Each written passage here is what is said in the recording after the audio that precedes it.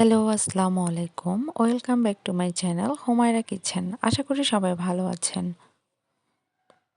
আজ আপনাদের জন্য নিয়ে এলাম খুবই সহজ একটি রেসিপি, নুডলস। চলেন তাহলে চলে যাওয়া যাক আজকের রেসিপিতে। নুডলস রান্না করার জন্য চুলায় একটা কড়াই বসিয়ে দিয়ে দিচ্ছি 2টি কাঁচামরিচ আর ছোট সাইজের একটি পেঁয়াজ কুচি দিয়ে ভালো করে একটু ভেজে নিতে হবে। নুডলস সেদ্ধ করে আমি পানি ঝরিয়ে নিয়েছি। এটা তো সবাই পারে, সেজন্য এটা দেখাইনি। এখন দিয়ে দিচ্ছি সামান্য পরিমাণের লবণ, হলুদ আর সামান্য পরিমাণ মশলার গুঁড়া।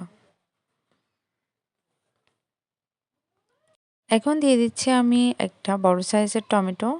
টমেটোটা যখন হালকা নরম হয়ে আসবে তখন এখানে দিয়ে দিব একটা ডিম। টমেটো এক সাইডে করে এখানে দিয়ে দিচ্ছি ডিম। আজকের নুডলসটা আমি ডিম আর মাংস দিয়েই রান্না করব। এই ডিম আর মাংস দিয়ে একসাথে রান্না করলে অনেক বেশি মজা হয়। এই তো ডিম আর টমেটো একসাথে ভালো করে মিক্স করে নিব। এখন দিয়ে দিব মুরগির মাংস। এখানে আমি রান্না করা মাংস ইউজ করেছি।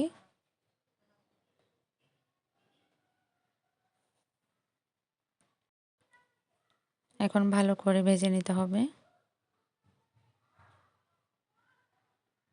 এ পর্যায়ে দিয়ে দিব সামান্য পরিমাণে পানি। পানি দিয়ে মশলাগুলো দিয়ে নিব, নুডলসের মশলা দিয়ে ভালো করে কষিয়ে নিতে হবে। আমি এখানে 4 প্যাকেট নুডলস রান্না করব। মশলাও 4টা দিয়ে দিচ্ছি। এখন দিয়ে দিচ্ছি নুডলস। নুডলস আমি আগে সিদ্ধ করে পানি ঝরিয়ে রেখেছিলাম। এখন মশলার সাথে নুডলস ভালো করে মিক্স করে নিতে হবে।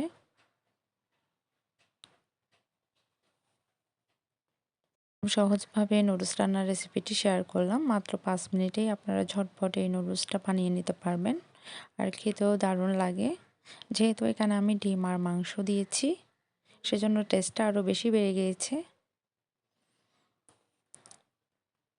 আপনারা চাইলে শুধু ডিম বা শুধু মাংস দিয়েও রান্না করতে পারেন। ছোট বড় সবারই নুডলসটা অনেক বেশি পছন্দের খাবার। আপনারা চাইলে আমার রেসিপিটি ফলো করে 5 মিনিটেই নুডলস তৈরি করে নিতে পারেন। আশা করছি আমার আজকের রেসিপিটি আপনাদের কাছে ভালো লাগবে। ভালো লাগলে অবশ্যই আমার সাথে থাকবেন। ধন্যবাদ সবাইকে।